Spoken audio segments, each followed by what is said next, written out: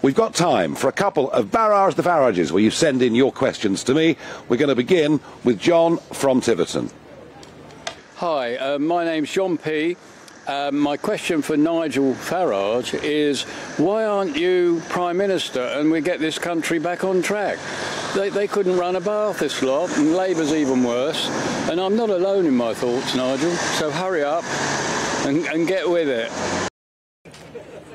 Well, John, thank you for that extremely high level of confidence in me and my abilities. But, I mean, the point is, I can't do that on my own.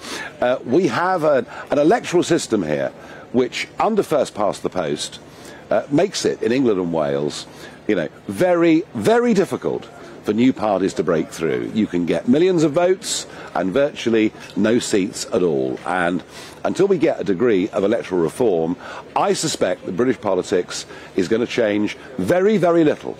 10 years ago, I thought the Lib Dems, Conservatives and Labour were all Social Democrats, frankly couldn't put a cigarette paper between them on policy, and we're almost going back in that direction. The really big fundamental differences between our major parties are very, very slim indeed. So much as I'd like to lend a hand, John, there's a limit, I'm afraid, with this system as to what I really believe I can do. And Jerry has a Barrage the Farage for me as well.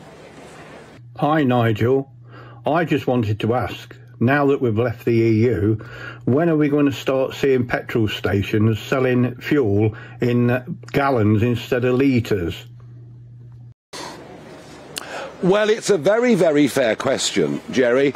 I think that taking gallons off the pumps and putting litres on was a way that fuel prices went up. Frankly, I'm going back a couple of decades, but fuel prices went up without anybody actually noticing, because they hadn't got a blooming clue what a litre was, and they always judged their car by how many miles per gallon it will do. I have to say the metrication ship has sailed.